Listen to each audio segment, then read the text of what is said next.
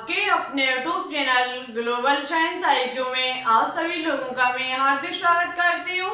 इसी के साथ साथ आप सभी लोगों को गुड इवनिंग। जैसा कि आप सभी लोगों को पता है, हम इवनिंग में 8 बजे के समथिंग एक 500 क्वेश्चंस की सीरीज चला रही है, जिसकी ये क्लास नंबर 39 है, जिसमें आज हम आपके लिए उत्प्रेरक टॉपिक से बनने वाले टॉप MCQ लेकर के आई हूँ, जो कि आपके एग्जाम के लिए वेरी वेरी इंपॉर्टेंट क्वेश्चन है। तो आप सभी लोग आज की क्लास को बिल्कुल भी स्किप मत करना। आपको पता है, आज हमने दोपहर में जो टॉपिक कराया है उसका नाम था उत्प्रेरक। हमने आपको उत्प्रेरक कहते किसे हैं, उत्प्रेरक को कितने भागों में किस किस के आधार पर बांटा गया है, सभी चीज को बहुत ही डिटेल से कराया है। आज हम उसके बनने वाले जो भी MCQ होंगे वो कराएंगे, क्योंकि जो हम दोपहर में पढ़ाते हैं उसके बनने वाले MCQ हम प्रैक्टिस के रूप में आपको इस 500 क्वेश्चंस की सीरीज में कराते हैं। तो फिर चलिए बिल्कुल ना टाइम वेस्ट करते हुए बात करते हैं आज के फर्स्ट क्वेश्चन पर, नजर डालते हैं बोर्ड की तरफ। उससे पहले आप सभी लोगों से एक रिक्वेस्ट और है कि यदि आप हमारे चैनल पर न्यू हो तो प्लीज इसे एक बार सब्सक्राइब करके बेल आइकन को प्रेस ऑल पर क्लिक कर लें। इससे हमारी आने वाली वीडियो के नोटिफिकेशन आप तक सबसे पहले पहुंच सकेंगे। चलिए तो फिर बात करते हैं आज के फर्स्ट क्वेश्चन पर। देखो, हम यहाँ पर जो भी डिस्कस करें मेरे साथ सभी पॉइंट को कॉपी में नोट डाउन करते हुए चलना। आज का फर्स्ट क्वेश्चन है, उत्प्रेरक वह पदार्थ है जिसमें एक पदार्थ रासायनिक अपक्रिया की दर को परिवर्तित कर देता है, रासायनिक अपक्रिया में ऊष्मा निर्मुक्त करता है, अपक्रिया प्रकाश में होती है, या फिर उपरोक्त में से कोई नहीं। तो आपको पता है, उत्प्रेरक वह पदार्थ होता है जो किसी भी रासायनिक अपक्रिया की दर को बढ़ा देता है, लेकिन स्वयं रासायनिक रूप से अपक्रिया के अंत में अपरिवर्तित रहता है, उत्प्रेरक कहलाता है। तो अब आपको समझ में आ चुका होगा, इस क्वेश्चन का ऑप्शन नंबर ए जो होगा वो राइट आंसर होगा। जो उत्प्रेरक होता है वह पदार्थ होता है जो कि रासायनिक अपक्रिया की दर को परिवर्तित कर देता है, किसी रासायनिक अपक्रिया की दर को परिवर्तित कर देता है, लेकिन स्वयं रासायनिक रूप से अपक्रिया के अंत में अपरिवर्तित रहता है। ऑप्शन नंबर ए जो होगा वो इस क्वेश्चन का राइट आंसर होगा। नेक्स्ट क्वेश्चन है, रासायनिक अवक्रिया है, यहाँ पर एक रिएक्शन लिखी हुई है, आपको इसके बारे में बताना होगा कि जब एथीन हमारा जो है वो गैसीय स्टेट में है, ठीक है, गैसीय अवस्था में है, और जो हाइड्रोजन गैस के साथ रिएक्शन करता है वो भी निकेल उत्प्रेरक की उपस्थिति में जब इसको गर्म किया जाता है तो बनके तैयार होता है एथेन, जो किस स्टेट में है, गैसीय स्टेट में। तो क्वेश्चन पूछ रहा है कि यहाँ निकेल उदाहरण होगा, यहाँ पर निकेल किसका उदाहरण होगा, विषमांगी उत्प्रेरक का, समांगी उत्प्रेरक का, ऋणात्मक उत्प्रेरक का, या फिर स्व उत्प्रेरक का।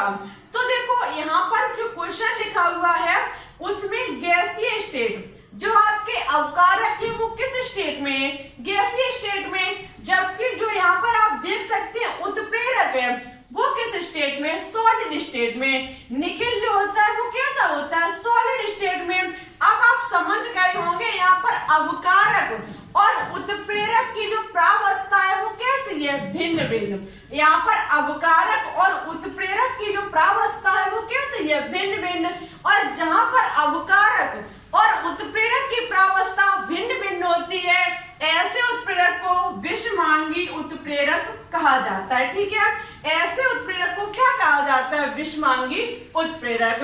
नेक्स्ट क्वेश्चन है, अवक्रिया जो किसी एक उत्पाद द्वारा उत्प्रेरित होती है कहलाती है, अवक्रिया जो किसी एक उत्पाद द्वारा उत्प्रेरित होती है कहलाती है धनात्मक उत्प्रेरण, स्व उत्प्रेरण, प्रेरित उत्प्रेरण, या फिर अम्ल क्षार उत्प्रेरण।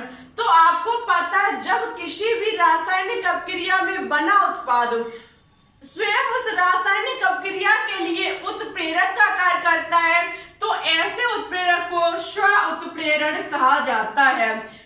बहुत ही इंपॉर्टेंट है ये पॉइंट कि किसी भी रासायनिक अपक्रिया में बना उत्पाद स्वयं उस अपक्रिया के लिए किसका कार्य करता है, उत्प्रेरक का कार्य करता है। ऐसे उत्प्रेरक को स्व उत्प्रेरण कहा जाता है। ऑप्शन नंबर बी जो होगा वो इस क्वेश्चन का राइट आंसर होगा। नेक्स्ट क्वेश्चन है समांगी उत्प्रेरण में उत्प्रेरक की भौतिक प्रावस्था किसमें समान होती है। वेरी वेरी इंपॉर्टेंट क्वेश्चन कि समांगी उत्प्रेरण में उत्प्रेरक की भौतिक प्रावस्था किसमें समान होती है, उत्पाद में, अवक्रिया में या फिर अवकारक में या फिर इनमें से कोई नहीं। तो आपको पता है जब समांगी उत्प्रेरण होता है तो वहां पर जो अवकारक होते हैं, जो उत्प्रेरक की प्रावस्था होती है वो किसके समान होती है, अवकारक के। जब किसी भी रासायनिक अपक्रिया में अवकारक और उत्प्रेरक की प्रावस्था समान होती है तो ऐसे उत्प्रेरक को समांगी उत्प्रेरक कहा जाता है। तो यहाँ पर उत्प्रेरक की प्रावस्था और अवकारक की प्रावस्था जब समान होगी तो ऐसे उत्प्रेरक को समांगी उत्प्रेरण कहा जाएगा। इस क्वेश्चन का ऑप्शन नंबर सी जो होगा वो बिल्कुल राइट आंसर होगा। तो फिर चलिए, आई होप आपको ये क्वेश्चन समझ में आ चुके होंगे। इसी के साथ साथ वीडियो अच्छी लगे तो प्लीज एक बार इसे अपने दोस्तों के साथ शेयर जरूर कर देना। तो फिर चलिए बात करते हैं आज के नेक्स्ट क्वेश्चन पर। चलिए तो बात करते हैं नेक्स्ट क्वेश्चन पर। नेक्स्ट क्वेश्चन है स्वयं अपरिवर्तित रहते हुए अवक्रिया के वेग को प्रभावित करने वाला पदार्थ क्या कहलाता है।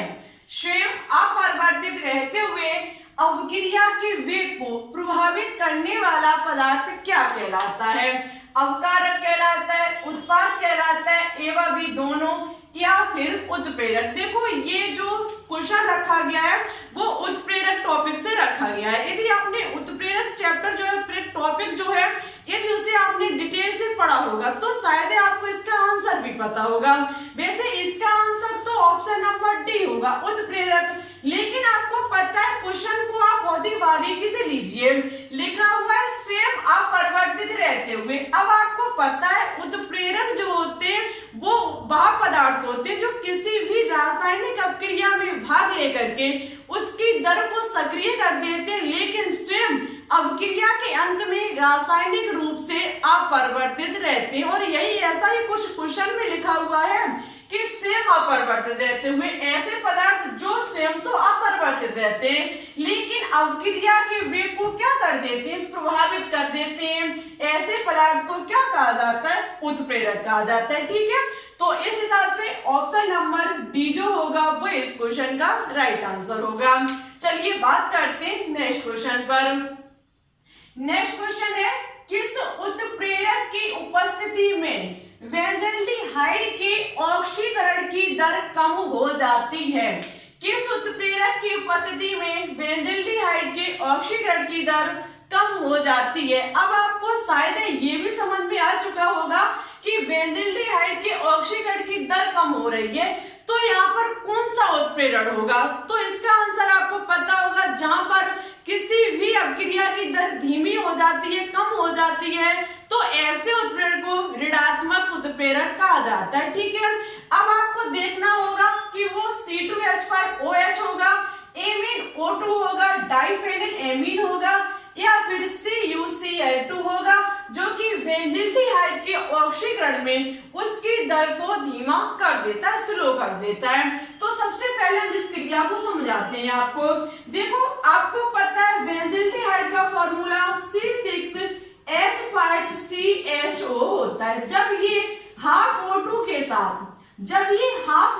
साथ क्रिया करता है, इसका ऑक्सीकरण होता है किसका, बेंजल्डिहाइड का। जब ये इसका ऑक्सीकरण होता है तो बनके तैयार होता है बेंजोइक अम्ल, जो कि कार्बोक्सिलिक अम्ल का सदस्य है C6H5COOH। ठीक है, ये क्या होता है, बेंजोइक अम्ल। जब बेंजल्डिहाइड का जब ऑक्सीकरण कराया जाता है तब बेंजोइक अम्ल का निर्माण होता है। क्वेश्चन पूछ रहा है कि यहाँ पर इसकी दर को कौन धीमा करता है, तो याद रखना इसकी दर को धीमा करने वाला ऋणात्मक उत्प्रेरक होता है डाइफेनिल एमीन। ठीक डाइफेनिलएमीन जो होगा वो इसकी दर को क्या कर देगा, धीमा कर देगा, जो कि एक ऋणात्मक उत्प्रेरण का उदाहरण होगा। ठीक है, तो इसका जो ऑप्शन नंबर सी होगा वो राइट आंसर होगा, डाइफेनिलएमीन। नेक्स्ट क्वेश्चन है कि वायु के द्वारा क्लोरोफॉर्म का ऑक्सीकरण कराए जाने पर ऋणात्मक उत्प्रेरक का कार्य करता है। देखो ये क्वेश्चन बहुत ही इंपॉर्टेंट क्वेश्चन है, ये हर एक क्वेश्चन में पूछा ही जाता है कि वायु के द्वारा क्लोरोफॉर्म का ऑक्सीकरण कराए जाने पर ऋणात्मक उत्प्रेरक का कार्य करता है। आपको हम ऐसा क्वेश्चन कल में जो हमने उत्प्रेरक वाला जब चैप्टर पढ़ाया था, जब हमने आपको ऋणात्मक उत्प्रेरक पढ़ाया था, वहां आपको ये क्वेश्चन बहुत ही अच्छे तरीके से समझाया था। मैंने आपसे बोल रखा था कि क्लोरोफॉर्म को हमेशा रंगीन बोतलों में रखा जाता है। ऐसा क्यों?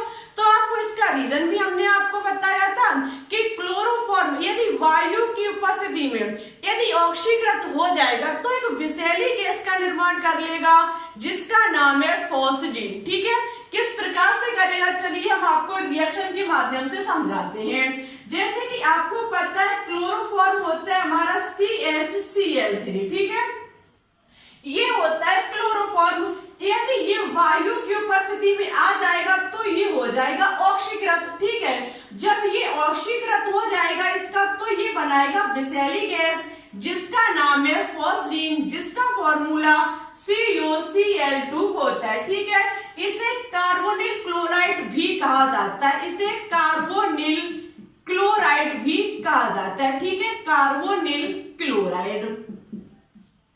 कार्बोनिल क्लोराइड जिसका दूसरा नाम है फॉस्जीन। ठीक है, फॉस्जीन।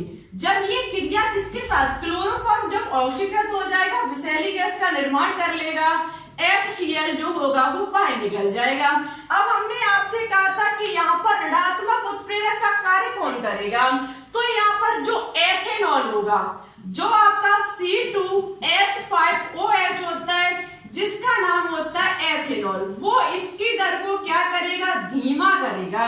इसकी दर को क्या करेगा, धीमा करेगा। यदि बाई चांस यदि क्लोरोफॉर्म ऑक्सीकृत हो जाता है तो इसमें 2% मिलाया जाता है एल्कोहल। कितना, 2% इसमें मिलाया जाता है एल्कोहल, जिससे कि बाई चांस यदि क्लोरोफॉर्म वायु की उपस्थिति में आ गया तो ये फॉस्जीन गैस का निर्माण तो करेगा ही करेगा, लेकिन वो धीमे धीमे कर पाएगा, इसकी दर को ये धीमा कर देगा। ऐसा नहीं है कि पूर्णतः रोक देगा, ऐसा बिल्कुल भी नहीं होगा, लेकिन इसकी दर को ये धीमा कर देगा। ठीक है, जिससे कि वो यदि जल्दी जल्दी बन रहा होगा तो वो धीमे धीमे कार्य करेगा। ठीक है, इससे हमारी जल्दी कार्बोनिल क्लोराइड अत्यंत विषैली गैस फॉस्जीन का निर्माण नहीं हो पाएगा। इस क्वेश्चन का जो ऑप्शन नंबर बी होगा वो राइट होगा, एल्कोहल। ठीक है, एल्कोहल का प्रयोग किया जाता है जो कि एथेनॉल होता है। बात करते हैं नेक्स्ट क्वेश्चन पर। नेक्स्ट क्वेश्चन है क्लोरोफॉर्म की मेथिलेमीन तथा एल्कोहलिक KOH के साथ क्रिया के फलस्वरूप बनने वाला दुर्गंध युक्त पदार्थ कौन सा है। वेरी वेरी इंपॉर्टेंट क्वेश्चन है ये कि क्लोरोफॉर्म की मेथिलेमीन तथा एल्कोहलिक KOH के साथ, चलो हम सबसे पहले इसकी क्रिया कराते हैं। किसकी, क्लोरोफॉर्म होता है CHCl3। ठीक है, इसकी क्रिया कराई जाती है किसके साथ, मेथिलेमीन के साथ। इसकी क्रिया कराई जाती है मेथिलेमीन के साथ और किसके साथ, मेथिलेमीन के साथ प्लस KOH के साथ। जब इसकी क्रिया कराई जाती है तो ये एक दुर्गंध युक्त पदार्थ का निर्माण करता है, उसका नाम आपको बताना होगा। तो देखो याद रखना, जब क्लोरोफॉर्म मेथिलेमीन और एल्कोहलिक KOH के साथ क्रिया करता है तो अत्यंत दुर्गंध युक्त पदार्थ जो होता है वो मेथिल आइसोसाइनाइड होता है। मेथिल आइसोसाइनाइड जो होता है इसमें बहुत गंदी महक आती है, मींस ये दुर्गंध युक्त पदार्थ होता है। ठीक है, जिसका फॉर्मूला होता है CH3NC। ठीक है, ये होता है मेथिल आइसोसाइनाइड। क्या होता है, मेथिल आइसोसाइनाइड। KCl जो होगा वो बाहर निकल जाएगा और निकलेगा आपका जल। ठीक है, देखो आप अभिक्रिया को संतुलित करते रहना। इसमें संतुलित क्या करना है आपको, जितने कार्बन के परमाणु इधर होने चाहिए उतने ही इधर होने चाहिए, जितने हाइड्रोजन इधर हो उतने ही इधर हो, क्लोरीन जितनी हो उतनी क्लोरीन इधर। अवकारक और उत्पाद के आपको प्रत्येक एलिमेंट के परमाणु को समान करना पड़ेगा। ठीक है, आप रिएक्शन को संतुलित करना खुद से सीखें, क्योंकि ये आपको खुद ही सीखना पड़ेगा। ऐसा नहीं है कोई ट्रिक हो जिसके माध्यम से हम आपको इसको सिखा सकें। आपको खुद ही गुणा भाग लगाने पड़ेंगे बार बार और रिएक्शन को संतुलित करना सीखना पड़ेगा। तो देखो, आई होप आपको ये भी क्वेश्चन समझ में आ चुका होगा। जब क्लोरोफॉर्म की क्रिया मेथिलेमीन और एल्कोहलिक QH के साथ कराई जाती है तो दुर्गंध युक्त एक पदार्थ बनके तैयार होता है जिसका नाम है methyl isocyanide. Option number D जो होगा वो इस क्वेश्चन का राइट आंसर होगा। चलिए अब बात करते हैं आज के नेक्स्ट क्वेश्चन पर। चलिए तो बात करते हैं नेक्स्ट क्वेश्चन पर। नेक्स्ट क्वेश्चन है, क्या बनता है जब क्लोरोफॉर्म चांदी के चूड़ के साथ गर्म किया जाता है? क्या बनता है जब क्लोरोफॉर्म को चांदी के चूड़ के साथ गर्म किया जाता है? देखो, हम सबसे पहले ये क्रिया संपन्न कराते हैं। आपको पता है क्लोरोफॉर्म होता है CHCl3। ये क्रिया करता है रजत के साथ। किसके साथ? चांदी के साथ, जिसे हम सिल्वर भी कह सकते हैं।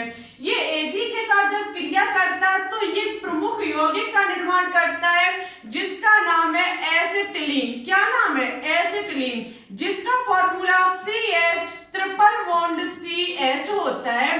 ये आपको पता है एल्काइन का प्रथम सदस्य है। ठीक है, ये एल्काइन का प्रथम सदस्य है जिसका नाम एथाइन भी हो सकता है और वैसे इसका IUPAC नाम एसिटिलीन होता है। ठीक है, जब क्या होता है क्लोरोफॉर्म रजत के साथ क्रिया करता है तो एसिटिलीन का निर्माण करता है और सिल्वर क्लोराइड जो होता है वो बाहर निकल जाता है। देखो, आपको ये क्रिया संतुलित करनी पड़ेगी। ठीक है, अभी इसके जो अणु है वो बराबर नहीं है, आपको प्रत्येक एलिमेंट के परमाणुओं की संख्या को बराबर करना पड़ेगा।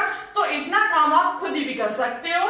जब क्लोरोफॉर्म को रजत के साथ गर्म किया जाता है, रजत चूड़ के साथ, ठीक है, ये पिसा हुआ पाउडर होना चाहिए, तब बनता है एसिटिलीन। ऑप्शन नंबर ए जो होगा वो इस क्वेश्चन का राइट आंसर होगा। चलिए बात करते हैं नेक्स्ट क्वेश्चन पर। नेक्स्ट क्वेश्चन है, एक उत्प्रेरक रासायनिक अभिक्रिया में वृद्धि के द्वारा होता है। ये क्वेश्चन बहुत ही इंपॉर्टेंट क्वेश्चन है। ठीक है, कि एक उत्प्रेरक रासायनिक अभिक्रिया में वृद्धि के द्वारा होता है। वैसे ये क्वेश्चन हम आपको टॉपिक के माध्यम से भी करा चुके हैं। तो देखते हैं इस क्वेश्चन का आंसर कितने स्टूडेंट सही देते हैं। तो आपको इसका आंसर हमारे कमेंट बॉक्स में देना होगा। ठीक है, इसका कौन सा ऑप्शन राइट होगा? सक्रिय ऊर्जा में वृद्धि, सक्रिय ऊर्जा में कमी, अवकर्मकों से क्रिया करके। डी ऑप्शन नहीं लेकर के आए, लेकिन कोई बात नहीं, आपको इन तीन ऑप्शन से ही बताना होगा कि कौन सा ऑप्शन इस क्वेश्चन का राइट आंसर होगा। बहुत ही इंपॉर्टेंट क्वेश्चन है। यदि आप इसका आंसर नहीं दे पाओगे तो हम आपको नेक्स्ट क्लास में इस क्वेश्चन को बहुत ही बारीकी से समझाएंगे। ठीक है, नेक्स्ट क्वेश्चन है, निम्नलिखित में से विलयन का कौन सा गुण अणुओं की संख्या पर निर्भर नहीं करता है? विलयन का कौन सा गुण अणुओं की संख्या पर निर्भर नहीं करता है? ऑप्शन लिखा हुआ है वाष्प दाब अवनमन, हिमांक अवनमन, पृष्ठ तनाव या फिर पराशर दाब। देखो, ये जो क्वेश्चन है वो विलयन चैप्टर से लिया गया है। क्वेश्चन है कि विलयन का कौन सा गुण अणुओं की संख्या पर निर्भर नहीं करता है। हमने आपको अणुओं की संख्या के आधार पर विलयन को कितने भागों में बांटा गया है वो बहुत ही अच्छे से बताया था। विलयन को 4 भागों में बांटा गया है अणुओं की संख्या के आधार पर। फर्स्ट था वाष्प दाब अवनमन, सेकंड था आपका क्वथनांक में उन्नयन। क्या था? क्वथनांक में उन्नयन। ठीक है, क्वथनांक में उन्नयन। उन्नयन का मतलब आपको पता होगा वृद्धि होता है। ठीक है, उन्नयन का मतलब होता है वृद्धि। थर्ड था आपका हिमांक में अवनमन, अवनमन का मतलब होता है कमी। ठीक है, उसके बाद चौथा था आपका पराशर दाब। जबकि क्वेश्चन पूछ रहा है कि विलयन का कौन सा गुण अणुओं की संख्या पर निर्भर नहीं करेगा? तो पृष्ठ तनाव जो होगा वो अणुओं की संख्या पर निर्भर नहीं करेगा। ठीक है, यहाँ से जो निर्भर करेगा वो वाष्पदाब अवनमन, ये भी सही है, हिमांक अवनमन, ये भी सही है, पराशर दाब, ये भी सही है, और इसका एक भाग और होता है वो है क्वथनांक में उन्नयन, जबकि पृष्ठ तनाव जो है वो अणुओं की संख्या पर निर्भर नहीं करता है। बात करते हैं नेक्स्ट क्वेश्चन पर। नेक्स्ट क्वेश्चन है कि हेबर प्रक्रम में प्रयुक्त उत्प्रेरक है, हेबर प्रक्रम में प्रयुक्त उत्प्रेरक है निकेल चूर्ण, आयरन व मॉलिब्डेनम चूर्ण, काला लेड या फिर आयोडीन। तो आपने हेबर में से अमोनिया का निर्माण बहुत ही अच्छी तरीके से पढ़ा होगा। हेबर प्रक्रम के द्वारा निर्माण किया जाता है अमोनिया का। ठीक है, वहां पर क्या होता है, जब नाइट्रोजन गैस की क्रिया हाइड्रोजन के साथ कराई जाती है, जब नाइट्रोजन की क्रिया हाइड्रोजन के साथ कराई जाती है तो निर्माण होता है अमोनिया गैस का। किसका निर्माण होता है? अमोनिया गैस का। ठीक है, इसे संतुलित किया जाए तो हम कर सकते हैं, यहाँ पर 2 लगा दे और यहाँ पर 3, तो नाइट्रोजन के भी 2 परमाणु हो जाएंगे और हाइड्रोजन के भी इधर 6 हो जाएंगे और इधर भी 6 हो जाएंगे। ठीक है, क्वेश्चन पूछ रहा है कि हेबर प्रक्रम में प्रयुक्त उत्प्रेरक वर्धक है। ठीक है, उत्प्रेरक वर्धक कौन सा होगा? तो आपको पता होगा कि अमोनिया के निर्माण में जो उत्प्रेरक के रूप में भूमिका निभाता है वो आयरन होता है, जबकि वर्धक के रूप में जो भूमिका निभाता है वो होता है मॉलिब्डेनम। ये जो वर्धक होगा मॉलिब्डेनम, ये किसको सक्रिय करेगा? Fe को। ठीक है, ये Fe की दर को बढ़ाएगा और Fe जो होगा वो इस क्रिया के वेग को बढ़ाएगा। ठीक है, तो वर्धक और विसमास दोपहर वाली क्लास में पढ़ा चुके हैं, यदि आपने नहीं देखी है तो एक बार जरूर देखें। ठीक है, बहुत ही इंपॉर्टेंट ये टॉपिक है, छोटा सा टॉपिक है सरफेस केमिस्ट्री का, उत्प्रेरक वर्धक और उत्प्रेरक विष। आज के लिए बस इतना ही। इस क्वेश्चन का आंसर आपको हमारे कमेंट बॉक्स में देना होगा। देखते हैं कितने स्टूडेंट इस क्वेश्चन का आंसर राइट देते हैं। जो स्टूडेंट इस क्वेश्चन का आंसर राइट और अच्छे से देंगे, नेक्स्ट क्लास में उनका नाम हम जरूर लेकर के आएंगे। सबसे पहले हम बात करेंगे कि पिछली क्लास में जो क्वेश्चन होमवर्क में दिया था उसका आंसर किन किन स्टूडेंट ने राइट दिया। फर्स्ट था लवकुश, उसके बाद अर्जुन वर्मा पैथोलॉजी, उसके बाद ज्योति राजपूत, उसके बाद आरजू शर्मा, उसके बाद विकास पटेल और उसके बाद आरती यादव फैन क्लब। ठीक है, इन सभी स्टूडेंट ने बहुत ही अच्छे से और बिल्कुल सही आंसर दिया, राइट आंसर दिया। थैंक यू, आप ऐसे ही लगातार कोशिश करते रहिए, आपका 2021 में सिलेक्शन हो करके रहेगा। तो आज की बस इतना ही, चलते चलते बस इतना ही कहना है कि वीडियो अच्छी लगे तो लाइक एंड दोस्तों के साथ शेयर करना बिल्कुल भी ना भूलें। हमारे चैनल पर न्यू हो तो प्लीज इसे एक बार सब्सक्राइब करके बेल आइकन को प्रेस ऑल पर क्लिक कर लें, जिससे कि हमारी अन्य आने वाली वीडियो के नोटिफिकेशन आप तक सबसे पहले पहुंच सकेंगे। फिर ठीक है, चलते हैं। Thanks for watching this video. जय हिंद, जय भारत।